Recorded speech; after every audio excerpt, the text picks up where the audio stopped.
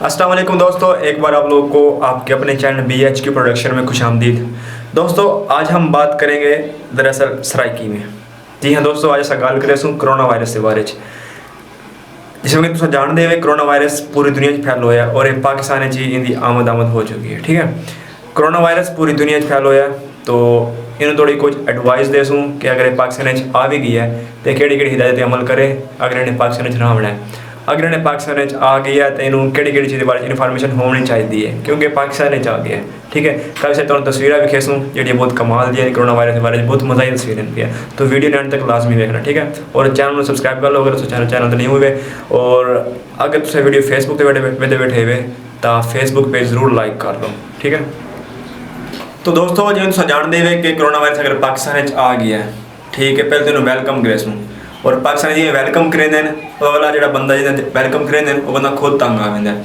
तो तुम्हें पता होना चाहिए कोरोना वायरस है कि शे।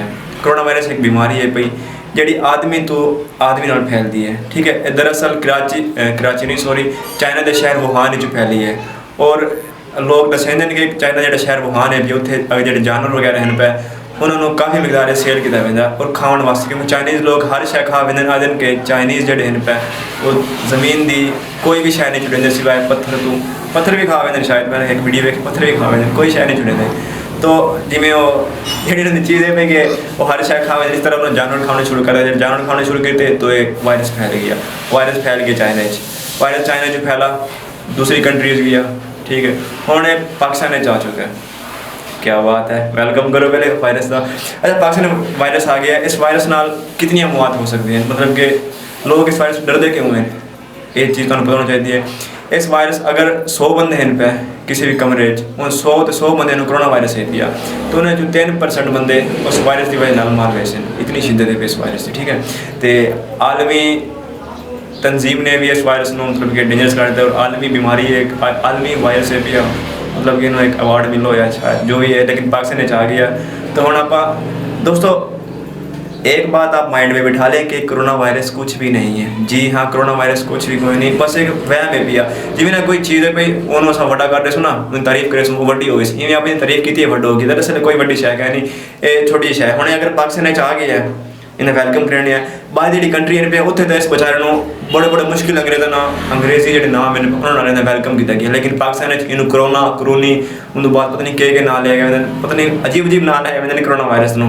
ठीक हो गया, उनके बाद जो बाहर के जो कंट्रीज़ के ममालिक लोग हैं पे उन्होंने इस वायरस को कंट्रोल करने वास्ते सिर तो लैते पैर तक का जोर लाया, लेकिन आउट ऑफ कंट्रोल एक कोई कंट्रोल नहीं होया। हम क्योंकि पाकिस्तान आ गया उन्हें आपे कंट्रोल हो सी।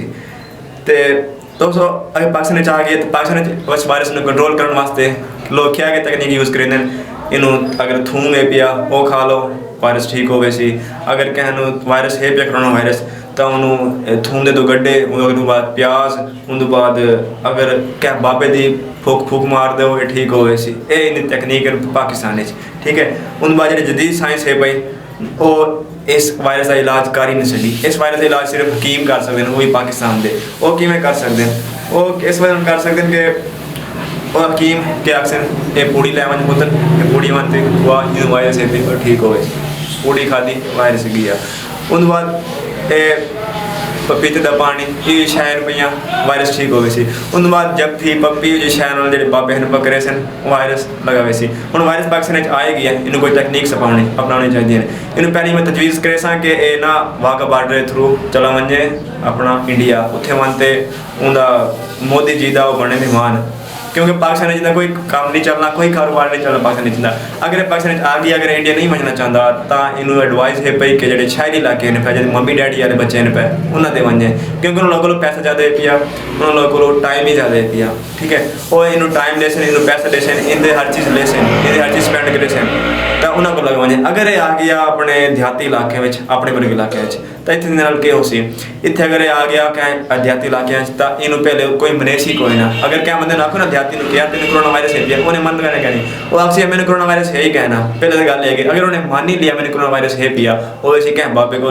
ठीक है, उन्हें को एक ले फक्की जब भी पप्पी जो मर्जी है यार, लेकिन फिर फक्की ले इन्हें कोरोना वायरस निकल गया। अगर कोरोना वायरस फिर नहीं निकला तो बाबा उन्होंने एक फूक मरे कोरोना वायरस निकल गया। अगर फूक नाली कोरोना वायरस नहीं निकला देख जब भी पेशी बाबा कोरोना वायरस निकल गया नहीं तो हर बिस्तरा तैयार है कोरोना वायरस बाबा कटते ही रहा सी तो सवेरे उसी कि जो कोरोना वायरस है पिया वो तो नाल ही लब सी ठीक है कोरोना वायरस में कोई नवी शै नहीं लवनी अगर कोरोना वायरस देहातें आ गई है ये हो सी तो कोरोना वायरस में एक एडवाइस दी होती है और हाँ कोरोना वायरस में एक एडवाइस मैंने ने में कहीं चाहिए कि जी बाकी बीमारियां ना जी मर्दाना कमजोरी बवासीर ये जो बीमारियां पैनों नाल हाथ मिला लवे क्योंकि अगर कोरोना वायरस मान कला बन के रहा तो कोई इतने कोई क्या खंगना ही कह नहीं अगर उन्होंने बीमारी मिल पैदा है तो इन्होंने जो हकीम है उन्हें थोड़ा उच्चा करे सन थोड़ी महंगी दवाइयां बने सन तो इन्हें पोस्टर भी लग सन कोरोना वायरस का ये इलाज जिम्मे अजकल इन पर मर्दाना कमजोरी का इलाज हर दीवार से लिखो है मर्दाना कमजोरी का इलाज इवें लगता है कि पाकिस्तान का हर बंदा मर्दाना कमजोरी का शिकार है इस तरह इलाज लिखे हुए इस तरह चाहिए उन्होंने हाथ मिला लवे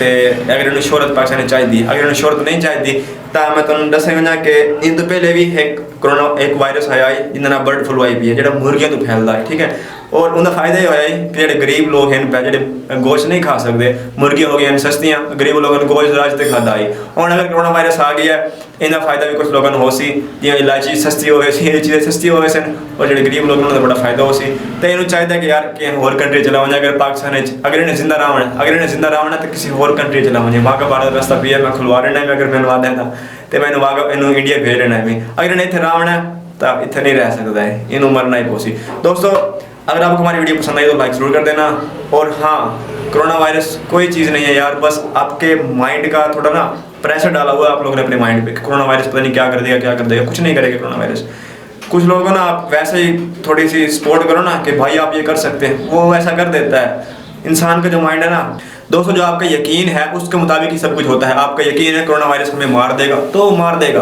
अगर आपका यकीन है कोरोना वायरस आपको नहीं मारेगा तो कुछ भी नहीं कर सकता आपका बाल भी नहीं उखाड़ सकता आपका आप अपना यकीन बनाएं कि कोरोना वायरस आपको कुछ भी नहीं कर सकता तो आप कुछ भी नहीं करेगा दोस्तों अगर आपको हमारी वीडियो पसंद है तो लाइक जरूर कर देना और हाँ अगर आपकी वीडियो पसंद है तो शेयर भी लाजमी कर दें और हमारे चैनल को लाजमी सब्सक्राइब कर लें और पेज को लाइक और फॉलो कर देना मिलते हैं नेक्स्ट वीडियो में थैंक्स फॉर वॉचिंग अल्लाह हाफिज़।